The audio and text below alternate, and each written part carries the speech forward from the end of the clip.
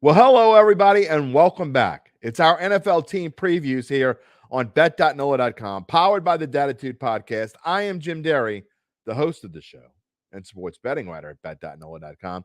And as we did last year, we're back with our NFL team previews.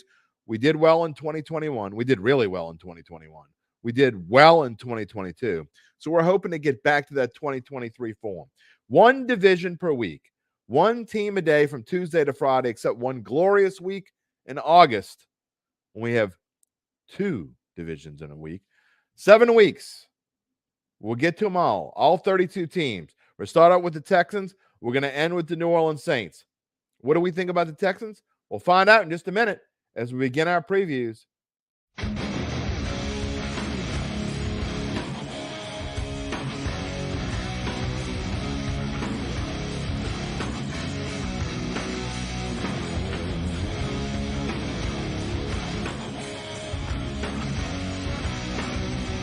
Well, here we go. We're going to start off with the Texans and a lot of changes in Houston, trying to take that step up.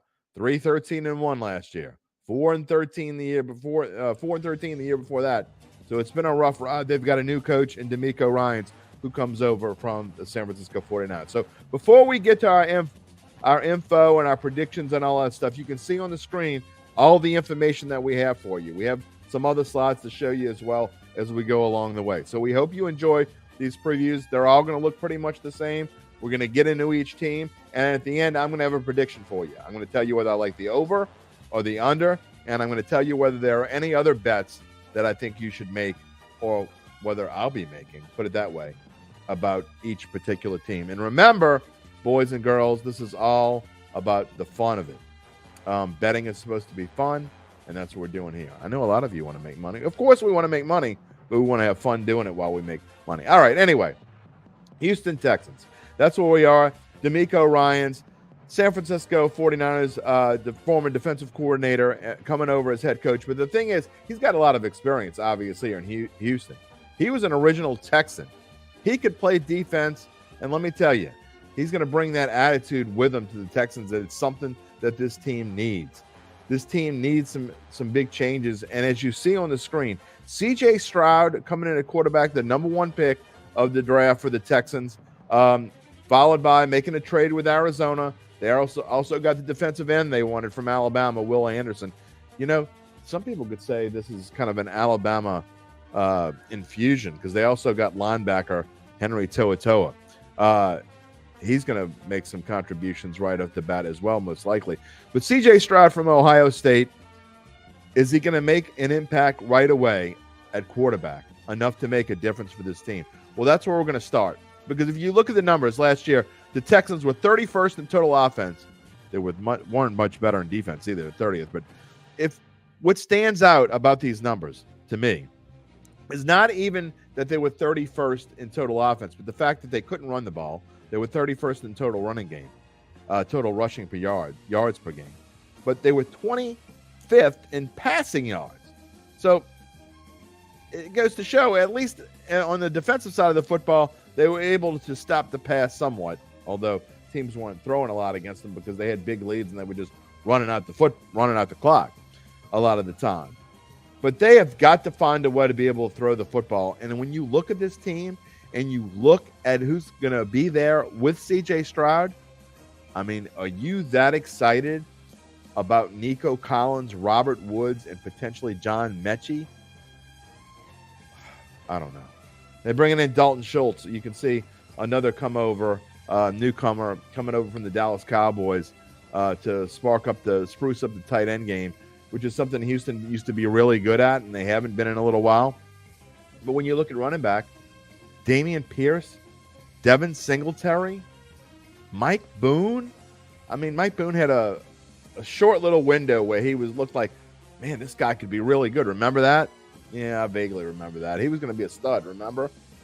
Yeah, it didn't necessarily turn out that way. So there's a lot of fixes to be made on this team. Look, I like where D'Amico Ryans is going. And you look at some of the players they lost, though. We talked about wide receiver. Losing Brandon Cooks is a big deal. Traded to Dallas in the offseason.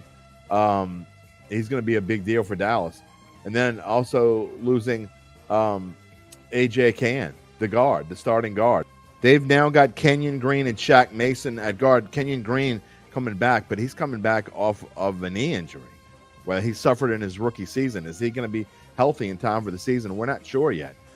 It looks like he will be as we record this, but that's not 100%. And Shaq Mason coming over. So the Texans have some issues on their line. Obviously, Laramie Tunsil at left tackle is one of the best left tackles in the game. But is their line going to hold up enough for this rookie quarterback to learn as he goes along? Get this running game going, which is what they're going to need. I don't know. Because if you look at this schedule, and that's where we come down to, and a lot of times when we're trying to figure out if a team's going to be any good and if they're going to be able to go past their over-under number, you have to look at this schedule. And right off the bat, Baltimore, Indianapolis, Jacksonville, Pittsburgh, of those 4 games, I think they're comparable to Indianapolis. I think they could easily beat Indianapolis, but that doesn't mean they're gonna. They don't match up well with Baltimore. They don't match up well with the defending division champion Jacksonville Jaguars, and they're not as good as Pittsburgh. Those are 4 games. At least 3 of those 4, they're going to be underdogs. Then you go to Atlanta and play New Orleans. Of those 6 games, they're probably going to be underdogs in every game except Indianapolis is going to be tight because they're playing them in Houston. So even if they were to win one game they're not supposed to win and start 2-4, they go through a stretch where they can pick up some wins at Carolina, home against Tampa Bay, and then after going to Cincinnati, home against Arizona. 3 winnable games. But the rest of the schedule, you're going back to toughness again. Jacksonville, Denver, at the Jets, at Tennessee, who I think people are sleeping on. We'll get to them on Friday. Cleveland, Tennessee again, at Indianapolis. Is this a team that can win 7 games? I mean, let's be realistic. Because you look at the over-under, as we show you here on the screen, it's 6.5. They got to get to 7. If you're going to bet the over, you got to get to 7 wins to get to that over-under, that over. I don't know, man. I think that's a tough stretch. I've got Houston going 5-12 this season, my prediction, which puts them 3rd. You're saying 3rd? Who's going to be worse than Houston? Well, we're going to get to that. It's coming. You're going to have to wait and see. If they had to place a bet, I don't necessarily love it because of the price at -140, but I would take the under 6.5 wins. And that being said, in the future, going forward in the next few years, I think D'Amico Ryans is going to get this team back on track. I think Houston's going to play a lot better than they have played. It would not surprise me at all if they won 6 games, finished 6-11 instead of 5-12. So with that being said, I'm not rushing out to the window to play this under at 6.5 at -140. But at the same time, I'm certainly not betting the under. And if you want to go back and look at some of the other numbers, and if you want to see, you think you're going to get any value, I know people were talking division title 10-1 to win the division. Is that value? Yeah, if you think this team is going to do better than I do, of course it is. But I'm not touching any of these other numbers. You can if you want.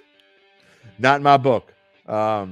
Houston's at least a year away from being a value in anything. Take the under 6.5. Watch them go 5-12, maybe 6-11. We'll see where it goes. Tomorrow, the Indianapolis Colts. We'll see you then. Thanks for joining us.